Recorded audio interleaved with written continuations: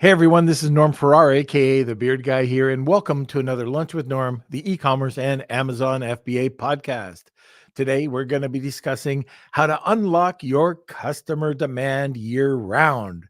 We're going to also be talking about how can business move beyond relying solely on Black Friday sales throughout the year.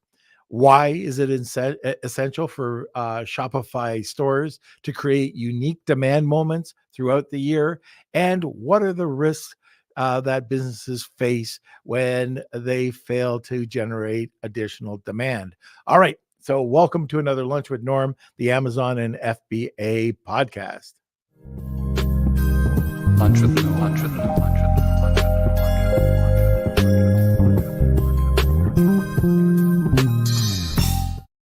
I just realized I said the Amazon and FBA podcast. It must be Monday. It's the e-commerce and Amazon FBA podcast. All right, today we're going to discuss how to unlock customer demand year round. And my guest, one of my favorite people, is an award-winning e-commerce sales expert, entrepreneur, instructor, and speaker. His agency, Socialite, was honored with the Agency of the Year award at from digitalmarketer.com in 2022 and is one of the only few Klaviyo Platinum partners worldwide. His team has hosted over 30 Shopify meetups across North America and that connect, educate, and empower store owners to grow in a competitive e-commerce space. And I'm talking about Scott Cunningham. But before I get to Scott, let's have a word from our sponsor. Facing cash flow challenges with your e-commerce business? Discover Viably, your ultimate financial ally. From real-time sales data integrations to immediate funding access, Viably is here to support you. Plan your growth with their free tool for online sellers and engage with specialists whenever you need. Extend your cash flow with Viably. All right. Where is the boy Blunder, the mayor of Blunderville? Hey, how's it going? Mr. Good. How are you, sir? I'm doing good. How are you? I'm doing just fine. Thank you for asking. I just wish it would warm up. I know, but we've been pretty lucky the last couple of days. I think it's been we have toasty. been. Yeah. So let's see. Anything new, exciting? Any events? What's going on? Well, it's Monday, so that means we have our newsletter out. I got sent out about 20 minutes ago, so I didn't get a chance to read it. Oh, that's too bad. Well, make sure if you haven't had a chance to read it either, Beard Nation, make sure you check it out and check your spam folders just in case it got in there and move it on over to your main inbox. But yeah, we've got a great story. I think it's one of my favorites. It's got some.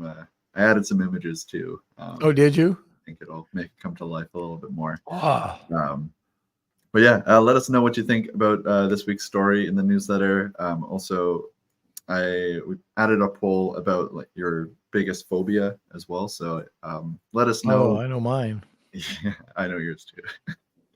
But yeah, subscribe to it. The links are in the description if you want to check it out. And I think that's it.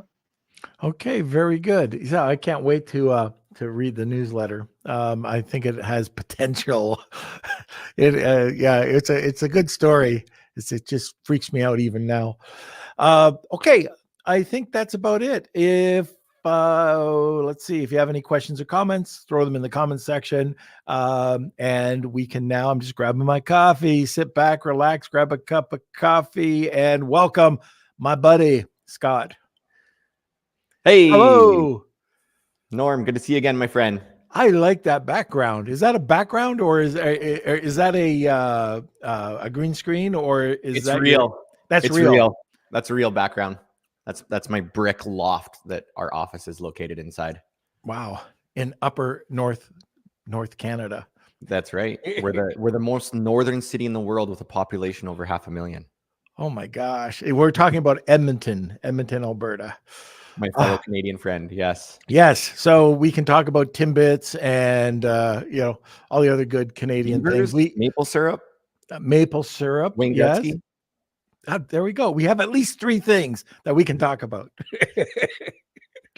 Okay, I know that you can talk all day about Shopify, But this is going to be very interesting. But a lot of people that are on the podcast, a lot of listeners, are Amazon sellers, but they're also trying to break away, not necessarily off the platform, but I know Simon would if he could, but just to get into other areas. And a lot of the times when I go to events, I hear how tough it is to go over to a D2C business because Amazon, you've got a captivated audience. It's the largest search engine out there for products, right?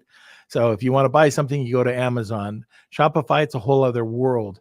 So I do want to get that across, right? That maybe we can touch a bit on that about the confidence that you can provide people if they do it right. What can happen? What are some of the results? Yeah. Great question, Norm. So yeah, obviously it's two different worlds between Amazon and Shopify, right? Like as you alluded to, Amazon has an existing marketplace. On Shopify, you set up your store. Guess what? No one's showing up the next day. There's no traffic. There's no marketplace. Shopify isn't sending traffic to your store for you in the same way that Amazon can expose your products to new customers. So on the Shopify side, it's, to be honest, it's a bit of a grind in the beginning. Yeah. It's a bit of a grind. Now, the one thing that you need before going down that Shopify path, I would say to anybody, if you're considering going on Shopify, you need product validation.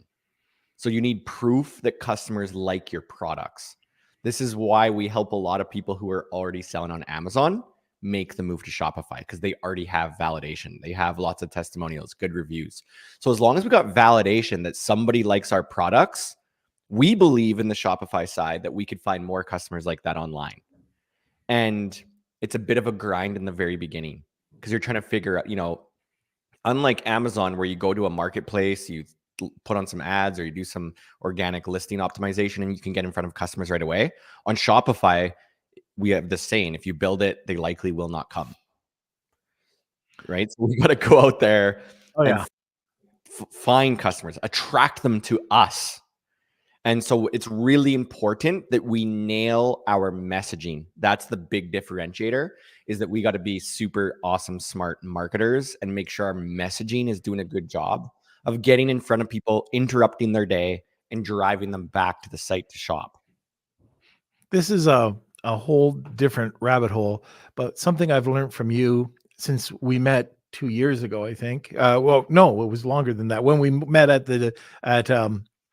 Wasim's event. Startup. Yeah, digital startup. TBIF. Hook TBIF. And now it's adopted into our anything that we do. In fact, I was talking to a new client of mine and I just said, you've got a problem with everything that you're doing. You don't have a hook and I went into TBIF.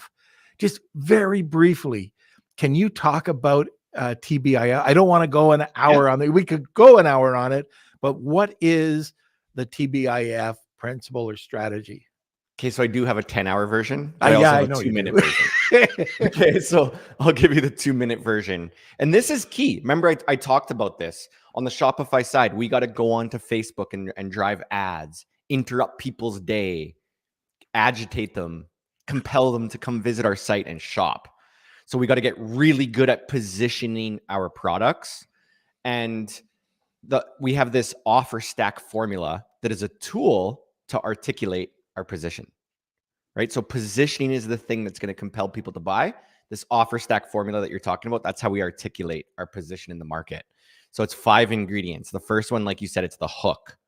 The hook is calling out an undesirable situation that the customer's in. It's a pain point or a desire. We're basically saying, are you fed up with living with that thing? Like AG1 Greens, like the smoothie company, they sell those really healthy green drinks. Mm-hmm. One of their hooks might say goodbye to your daily pill routine. Say goodbye to your daily pill routine. Doesn't explain what we do, but it serves as a qualifier for anyone who's fed up forgetting to take their vitamins every day. And then they're agitated and they're like, ooh, I do want to say goodbye to my pill routine. Tell me more. Then what they do is, if you've won their attention and they're interested, they interrogate you with 4 lines of questioning. So they're going to be like, okay, yeah, I want to say goodbye to my daily pill routine. The first thing they might ask is, how How do you solve this? So the first ingredient is function. And this is about your features and benefits. Well, we have a smoothie that has 72 nutrients and it has all these supplements and you take it once a day, explains how it works, the use case and the benefit. Then they're like, okay, cool, got my attention, get how it works. Who sells this? Who is selling this? So we address this line of questioning with what we call brand attributes. And you want the customer to align with your values, your mission, your voice, your values. And a lot of the times with the Shopify side, we like to tell our founder story to position ourselves as the category nerd. I went on a mission to solve this. I almost failed. I almost drowned, but I got back up and I solved it. And I'm solving it for more people. And people buy into that mission and they look at you as the nerd. So with this second or the third ingredient here, hook, function, brand, this is about triggering instant likability and relatability, where the customer's like, ooh, I love this company immediately. Then they're like, okay, you got my attention, get how it works, love the company. Is this company legit? So with this one, we want to leverage third-party endorsements. We call this influence attributes, customer testimonials that you would have on Amazon, reviews, certifications, awards, publications you were featured in. And then people are like, wow, you got my attention, get how it works, love the company. People are saying amazing things. The last question is it worth the price? So does my perceived value of the product in the moment outweigh the cost?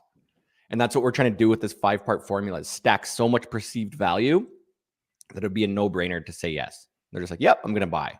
And with that last one, we don't want to leave that to chance. We call these transaction attributes. So we want to take away risk or add an incentive. So it's buy one, get one 20% off. It's free shipping over $200, or it's limited time, right? It could just be urgency, limited inventory, scarcity. It could be 30-day money back guarantee, taking away the risk. And when you have these 5 ingredients working in synergy, your positioning is going to work well and you're going to get more people saying yes, which is so important in the Shopify side, right? We're spending to get in front of people. So if our 5 ingredient formula is effective, we're going to get our money back. We're going to acquire a whole bunch of customers and build up our customer base that way. You know, I've taken some time. I'll do, and I actually part of this is from you as well, but I've built out an avatar. I'll do this all usually on ChatGPT, just with prompting, and then what I'll do is I'll add in all of the information that you just mentioned prior to TBIF. And, you know, that is your value statements and your brand story. And I'll just build it up as much as I can. If I've got a branding document, like, I'll add that. So the LLM will understand at least what the tone is, our voice, and then I'll start layering this in. And this is one that I think AI Bootcamp, I think it was called, at Digital Marketer. I learned that from you, was the prompt for this. And now all I do is I save the prompt and I'll ask it for about 5 options. And the beauty of what you just said, and I think this is so important for people to understand, is that you've got the hook, but any of those 4 other items, you can mix them up. So I'll just say, give me 5 options for each. I'll see them, and then I can just mix up, you know, the hook with whatever order that I want them to fit. And it's so easy to do. It's like making omelets. I often use the omelet analogy. It's not about having the perfect ingredient and following the order. It's about mixing and matching these ingredients. We call these, so you're right, it's the hook plus the TBIF value attributes. Thank Buddha, it's Friday. Yep. TBIF. It's actually transaction, brand, influence, function. So we're just mix and matching a hook here, brand attribute here, influence attribute here. But as long as we're intentional and we understand which ingredients we're using, we can pivot when things don't work, right? And what you're really trying to do is serve up these omelets. Like, one day I'm going to serve up my audience bacon, sausage, tomato. The next day it's going to be green pepper, cheese, and onion. And I'm just mixing and matching to figure out what's the fan favorite. And there's always a clear fan favorite when you're testing different versions of the formula. Right. And I guess we haven't gone down the rabbit hole too far, because this does come back with what we're talking about today. So when you're doing marketing, this is definitely a strategy. And you'll actually notice this if you're watching TV. Watch it, and it's going to answer all of what you just talked about, which is really cool. All good marketing campaigns answer those questions. It's really cool. And when you realize it, it's like, oh my God, that commercial just did that. That commercial just did that. That post, it's phenomenal. It's really the only questions customers ask in the buying process. We preempt their objections with the offer stack, and then it's a no-brainer to buy. Yeah, it's so cool. And thank you for that. Okay, let's talk about moving beyond Black Friday. So I know a lot of people talk about Black Friday or Prime Day, and those are the big ones. They spend all their time planning for this. But how do you generate income to get that plateau of sales, all year round? Yeah, this is a hot topic. Obviously, there's a massive opportunity to generate a lot of sales during Black Friday. We always want to capitalize on that opportunity. So I'm not here to say don't do Black Friday. I'm here to say don't put all your eggs in the Black Friday basket. Because if you set your expectations incredibly high for Black Friday and it doesn't go your way, what are you going to do? Right. Are you going to quit your business? Are you going to wait till next year for your next shot? Right? That's a scary proposition to depend on Black Friday for your success. And I'm not kidding. I see businesses do it all the time. So it's not just me speculating. This is what a lot of businesses do. All year round, they kind of like get a few sales. Black Friday, it's all or nothing. Now, we kind of look at it a little bit differently. Okay? There's really two things that are happening with like Shopify sales. I would argue like any business, if you want to have a successful Black Friday, if you want to have any successful promotion, if you want to have a successful product launch, if you want to have a successful Valentine's Day, you need what we call a base built on evergreen growth. Okay, have you heard this term evergreen? I'm sure you have as a seasoned marketer, right? So evergreen just means there's no expiry date. So before you launch promotions, which do have an expiry date, they have a start and end date, you want to have your always on campaign producing consistent momentum. So this is what we teach, in Merchant Mastery. Obviously, we have an agency. This is what we do. We first focus on getting evergreen growth working. And there's only 4 pillars to it.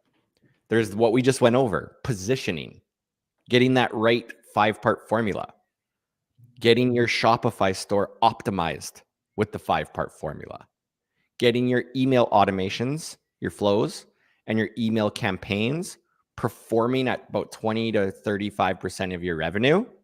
And then the last piece is the traffic driver. It's the ads. And these ads are not talking about events. They're not like this weekend only. These are your always on ads that are always selling your product to your market. So when you have these 4 pillars working, that's when you will see consistent evergreen growth where you don't see massive spikes. You don't go from a 2 return on ad spend to a 13 without changing a lot. So with evergreen growth, it's good, it's stable, but it's not highly profitable. Okay? You're basically juggling this never-ending vicious cycle of I need more money for inventory, I need more money for ads, I need more money for operating costs, and you just always need more cash for ads, always need more cash for inventory. So there's a really vicious sales cycle that doesn't leave you left with much cash flow at the end of the day. Like you might be profitable in your QuickBooks or on paper, but you're not really seeing a lot of that profit. Where is it all going? So so this is the key though, is building that stable evergreen system so that you have a big email list, a ton of existing customers who you can market to with your big events. Okay, so step 1 is like get those 4 pillars working for you, get that evergreen system going, and then we're going to capitalize on events and these big moments. Right now, just to address your initial question, you said, how am I generating sales year round? Okay. So with most businesses, they are piggybacking off of a moment in the year that is generated by a cultural phenomenon, like Black Friday. Mhm. So Black Friday, the market generates that demand. We don't need to do much to generate demand during Black Friday. We piggyback off of that moment. Okay. And then a lot of businesses will say, okay, great. I'm piggybacking off that. I'm flying. I had a big sales month. And then in addition to that, though, some businesses are like, okay, I'm going to choose a second gifting holiday in the year. So maybe I'm going to piggyback off Valentine's Day. Maybe I'm going to piggyback off Mother's Day. Maybe I'm going to piggyback off Father's Day. So a lot of businesses, if you're not just doing one big spike, they might add in a second. But that's still not enough. Because imagine this. I piggyback off Valentine's. I'm a jewelry brand, let's say. I'm a jewelry brand. I piggyback off Valentine's Day. I have a nice big sales spike. That's February. Now what am I going to do? Wait all the way till Black Friday? Okay. And if I wait all the way till Black Friday, my cash gets depleted. My cash gets depleted. I had a big spike during Valentine's Day. Now where's all my cash? Black Friday is coming. This is my big moment. What do I need for it to go well? Cash. Okay, because I need more inventory. I need to prepare for that. I need more ad spend because I'm going to go all in, but we don't have any cash. So the best kind of businesses don't just do 2 events a year. They do a big event every quarter, at least. And a lot of the big brands that we work with at our agency, we're doing something significant every 6 weeks. Okay, but at a minimum, we want to do a quarterly campaign. Now, this is pretty important piece of this story is that, remember I said, if we do Valentine's Day and Black Friday, we're piggybacking off of cultural moments. So there's only so many big cultural moments in a year that we can piggyback off of. Let's just say there's 2. So what do we do for the other 2 events? Remember, I wanted to do one every quarter. What are we going to do for the other 2 events? Well, we need to create events where we drive the story. We generate the demand. Right? So the way that we're going to do that is through our own narrative. It could be something like a big product launch. It could be something like a big influencer campaign, a big PR campaign. Or it could be something like a holiday that is obscure, but makes sense to our brand and we own it. Right. So we sell pet products. And are we going to align ourselves with back to school? No, that would make no sense. Are we going to align ourselves with National Pet Day? Ooh, that makes a little more sense, right? And if I'm an apparel brand, am I going to align myself with National Pet Day? No. Am I going to align myself with back to school? I probably would. So if I'm the pet brand and I'm aligning myself with National Pet Day, I'm going to go all in. I'm going to treat National Pet Day like it's bigger than Black Friday. I'm going to showcase images of my customers and their animals and how we change lives and all the testimonials. And maybe I'll launch a new product on that day and I'll build a wait list. I'm going to treat National Pet Day with the same gravity and strategy as I would a Black Friday to generate that buzz for my own event. Okay. And the key is now we have 4 events in the year. We got Valentine's Day. We did a product launch. We got National Pet Day and we got Black Friday. So we have 4 consistent sales spikes that are bringing these much needed cash injections into our business every quarter. Can I add that you have those 4, but if you are doing a sale like a Black Friday or a Prime Day or whatever you're doing, what we try to do is, because we do see that spike, is we'll have a pre-Black Friday sale. It could be a month out. It could be 3 weeks out, 2 weeks out. But at least with those, we try to get that. We'll go into a dive just before Black Friday. Everybody's waiting. So to get that out, we'll offer another additional 5% off. And then that will get people's interest to come in and buy and for Black Friday or pre-Black Friday, which helps plateau the sales. I don't know if you do that, but that's just something that we try to do. That's a good idea. No, that's a good takeaway for me today. I have not tried that.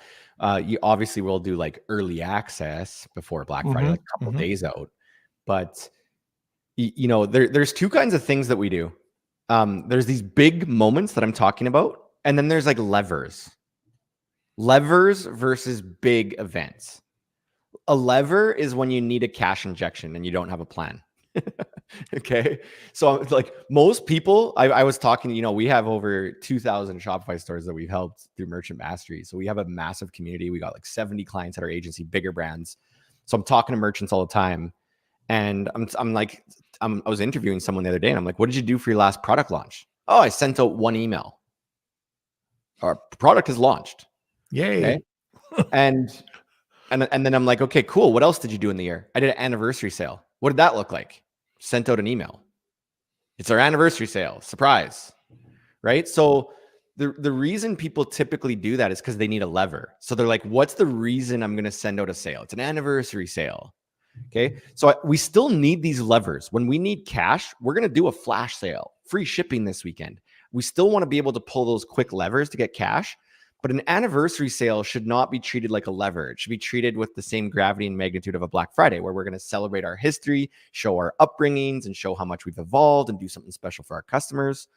So we want to kind of use a combination between levers when we need them, but these big moments we are going to plan for far in advance. I know that if you take a look at your Amazon sales, that there's a specific amount that Amazon's taking. Okay, they're grabbing. If you want to be on their account, on their platform, you're going to pay for it, and it's more than a pound of flesh right now. So curious, and I know I'm going to ask you this, and you're going to say, how long is a piece of string? But just on average, if you were going to be promoting something on a Shopify store, how much of that would you dedicate towards your marketing? Sorry, the spend? Yeah, the overall marketing budget. Let's say marketing budget. 30%. Okay. So do you know what Amazon is right now? What's that? 50. Yeah, 30. It's 30. It's 30. Yeah. Like, especially if I'm thinking of ad spend, it's about 30 that we want to spend of our revenue.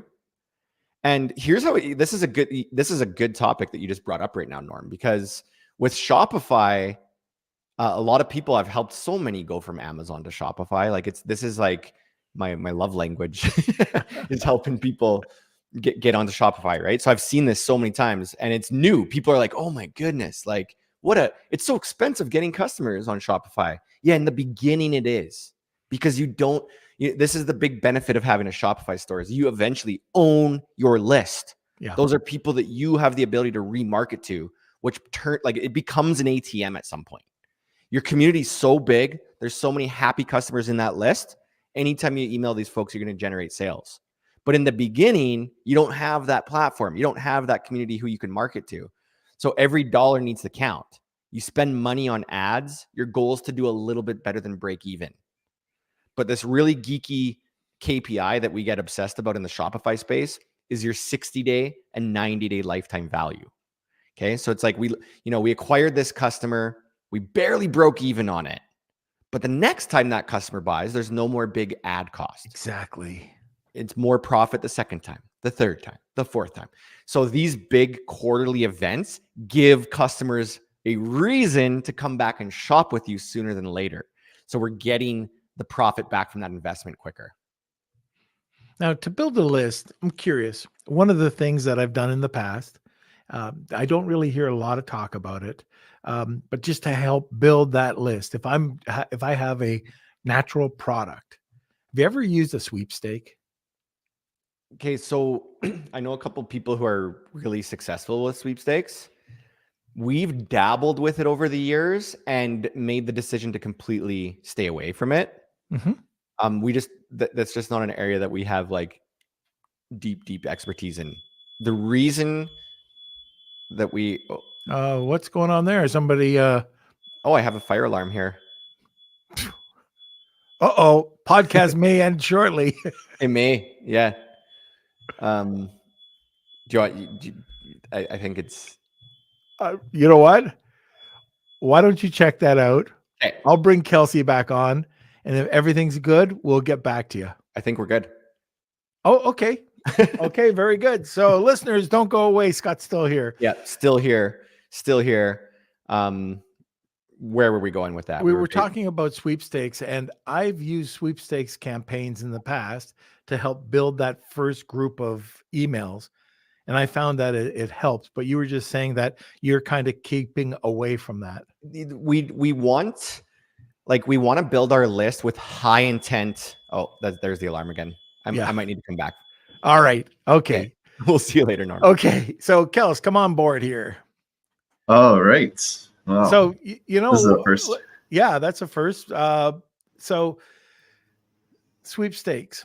If you don't know what this is, there's companies out there that you'll probably have to give a gift card away, you know, a few $100, and you have to pay depending on the sweepstakes company, but it might be a few $1,000s. Typically it's a few $1,000, and they'll provide you with between 5 and 10,000 emails of a specific category. That could be all natural products, gifts for her, you know, gifts for him, something along those lines, pet products. So these are people that would be signing up for a relevant category. And what we've found early on, part of our launch strategy is to go and try to find a company like that will do it. Now, like Scott was just saying, the quality of the list, you'd have to send it out and, you know, see what kind of responses that you get. But it's very important that you eliminate and that you just segment that list, segment that list as quick as possible. We do that with our emails, don't we? Yeah. I think we might want to just come back to this and do a quick ad read.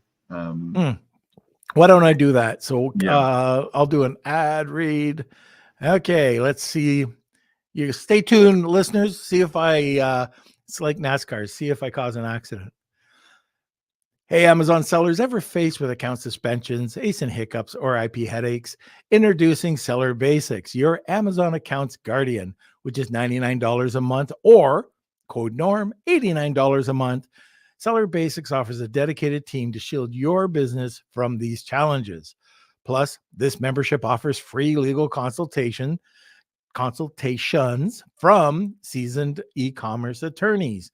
And there's no long-term contracts, and you can cancel with just a month's notice.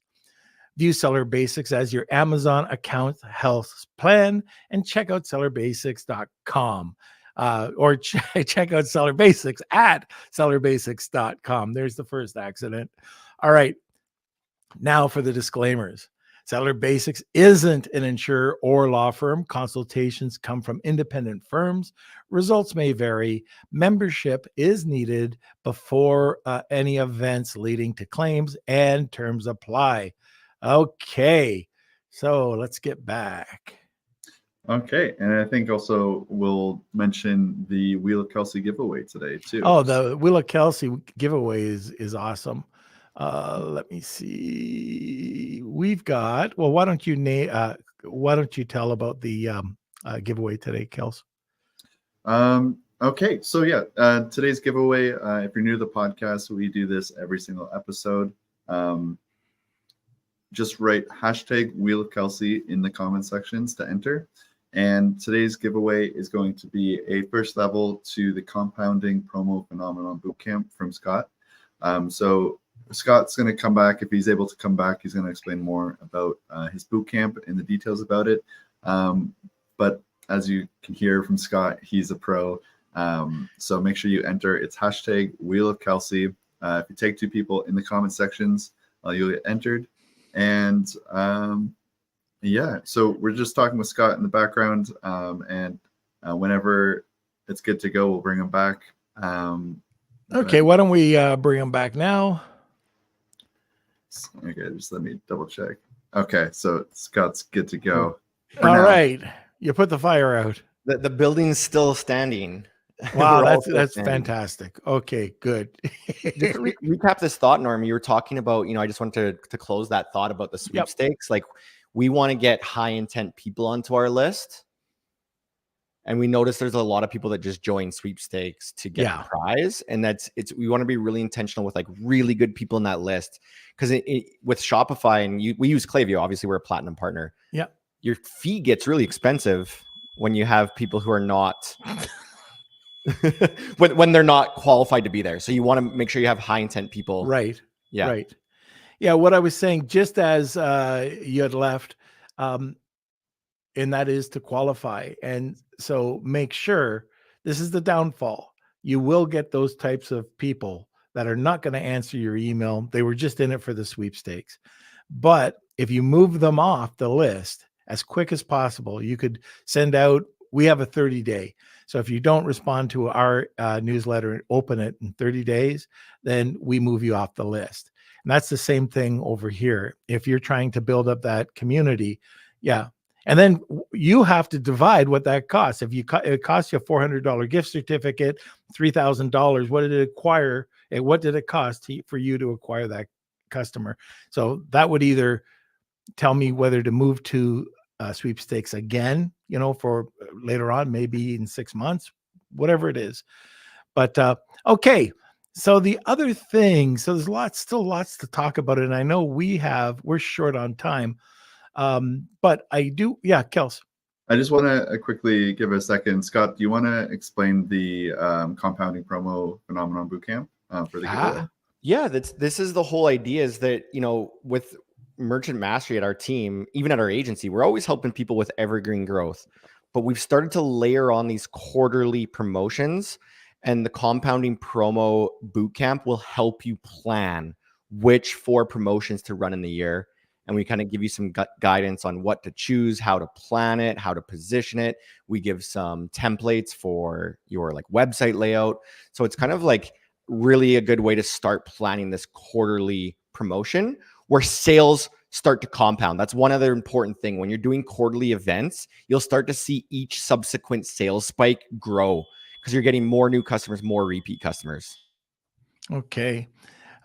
Just wonder, is the alarm, is that because of the kitchen, or is no, it's like a building doing a fire drill. Oh, okay. Yeah. Perfect timing, right? I just walked out there and I saw that there was some people leaving, and they said that it was a scheduled fire drill. I didn't know about it. I travel a lot, so I haven't been around for a couple days. Okay. So, or it's just a fire. I think we're on fire over here. This e-commerce stuff is just burning up. There you go. Let's talk about evergreen ads. So how do these ads contribute to your growth, and what are some of the limitations in these ads when it comes down to profit versus cash flow? Yeah, that's the thing, is that if you're just doing evergreen on its own, it's hard to squeeze out profit on just acquiring customers. Obviously, you have emails on the back end, so you can get some of those repeat sales. But it's these big events that you'll see in any kind of e-commerce sales chart. They inject a bunch of new cash into the business, which is where the profit is coming from. And you're never really tight on cash flow when you have quarterly successful campaigns driving that sale, that cash and sales injection into your business. Okay. And I want to focus a little bit, and I know we've talked about it, but let's talk about the compounding promo phenomena. Okay, we've talked about it. We've gone through a little bit about it, but how does this contribute to sustained growth and improved cash flow? We did some math for this, and we were looking at this. So we looked at dozens of agency clients. These are clients that they're doing $1 million months. Okay, so we got clients that are doing $1 million months. We got clients that are doing $500,000 months, $100,000 months, in that range, right? And we're looking at all of these campaigns, and we're looking at when we are doing quarterly promotions versus when we weren't. And we typically say that your baseline will compound by 5 to 10% with each subsequent promotion.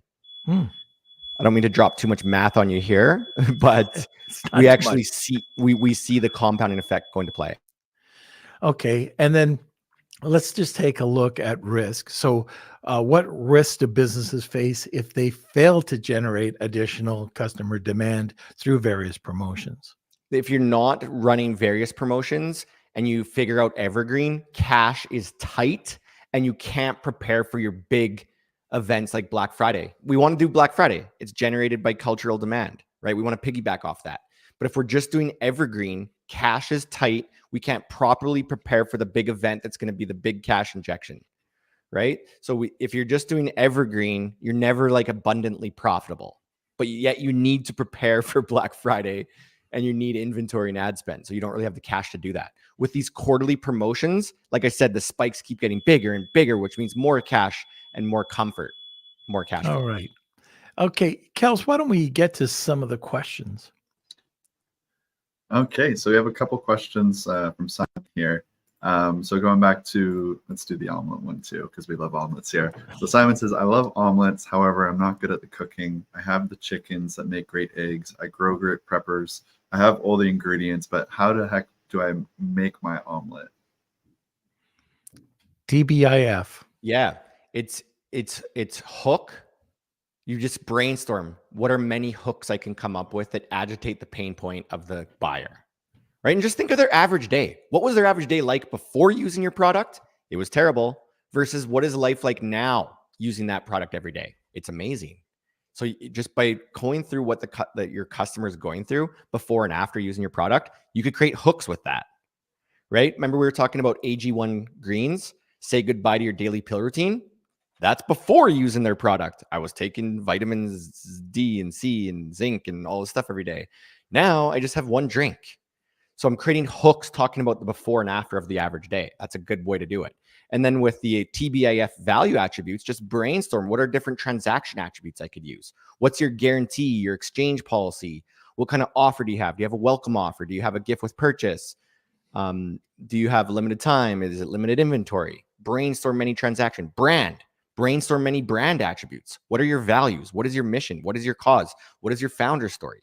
Brainstorm many influence attributes. What awards have you received? Certifications, social proof, magazines you've been featured in, customer testimonials, how many times you sold out, how many 5-star reviews, and trends. And then TBIF, the last one is function. Literally, how does your product work to make your customer's life better? What are the features, the benefits? How do you wear it? How do you store it? How do you pair it with other items? Okay. And all you do is brainstorm many hooks, many TBIF value attributes, and then you mix and match them. And the way that we verify which version of the omelet is the best is a small ad spend. We don't shoot for the stars the first time we turn on a Facebook ad for our Shopify store. We start with a controlled experiment. We'll spend about $60 a day testing all of these omelets just to see which ones are the clear winners. When we find the clear winner, guess what we're going to do? We're going to scale it as far as we can.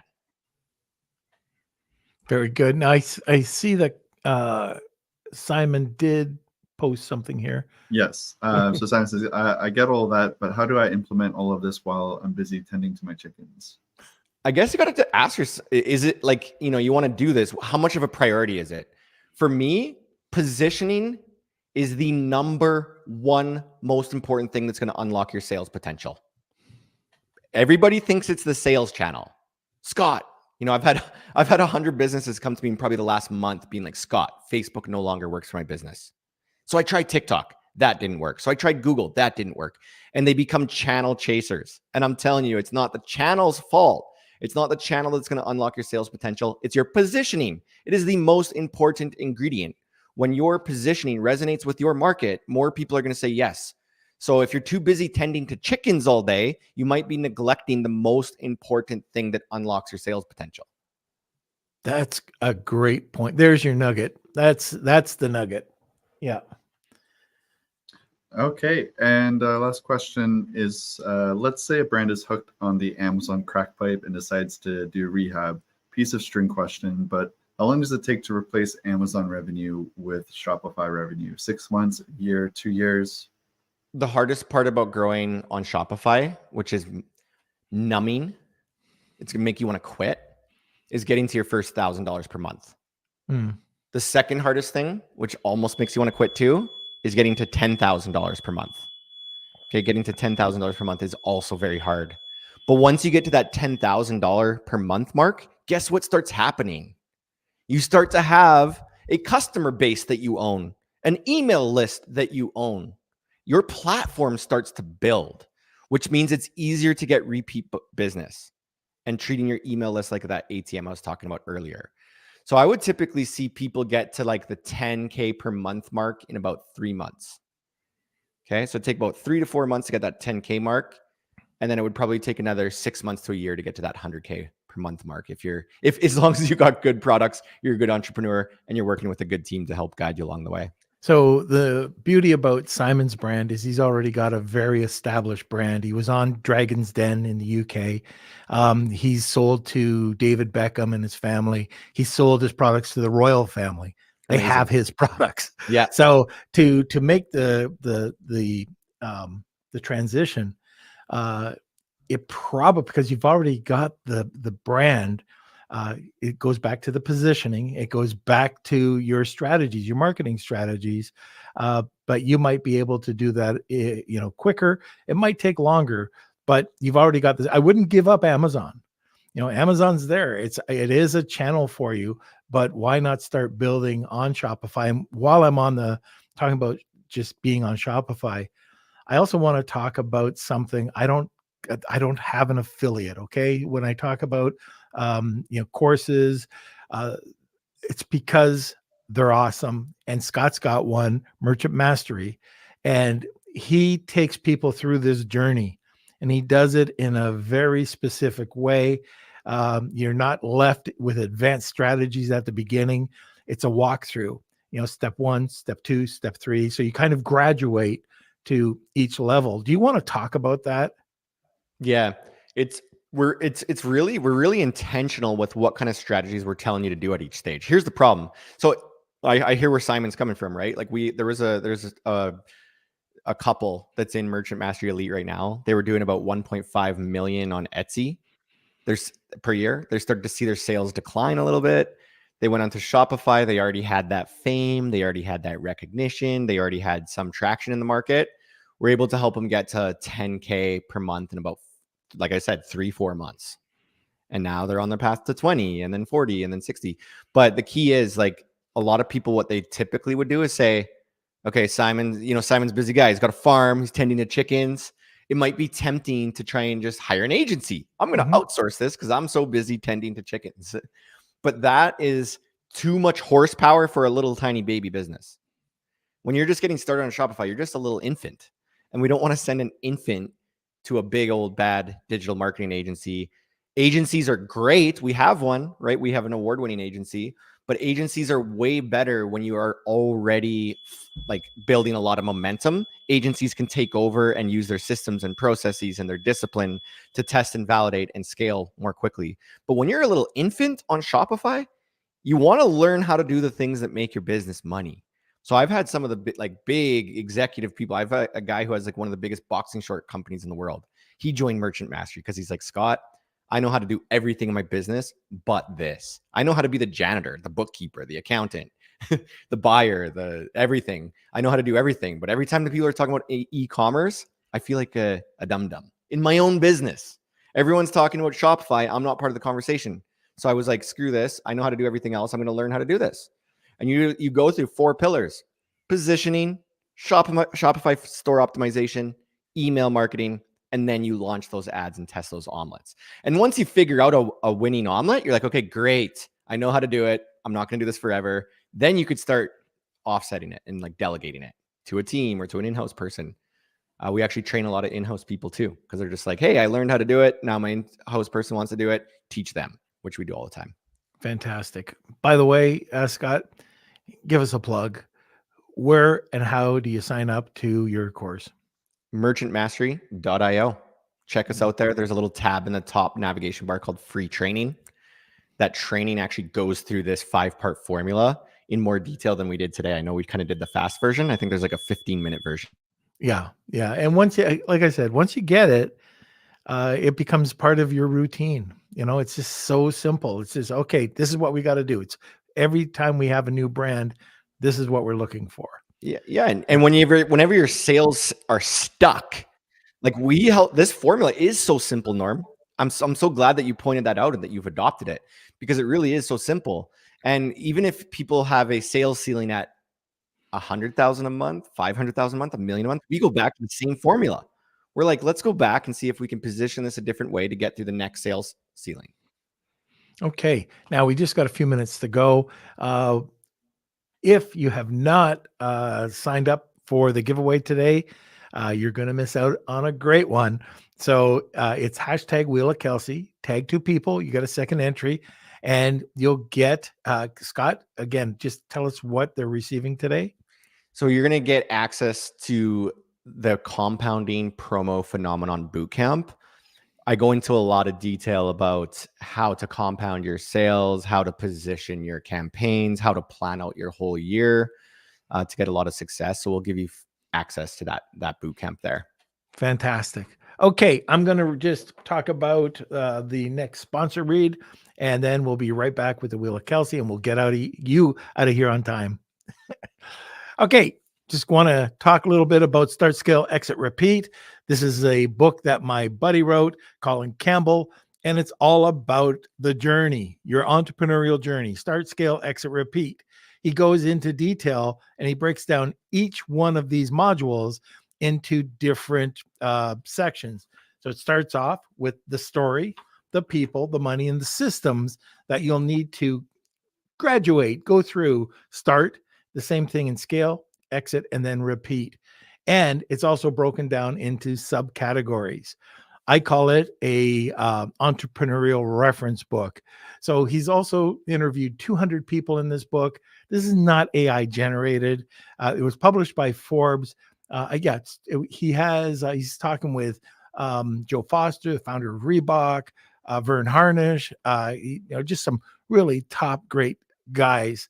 He's also talking about his business failures and his business successes. So check it out on Amazon.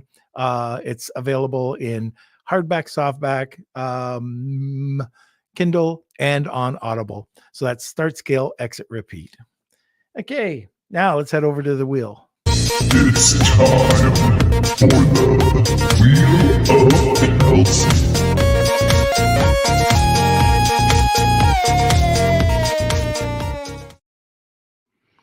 Okay, here we go. Okay, so let's see. I'm going to shuffle up these names, give it a spin, and we do this every single podcast. So make sure you come back and sign up next time.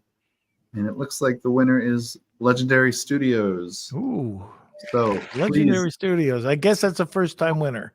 So please email me, k@lunchwithnorm.com. Congratulations on your prize, and looking forward to your email.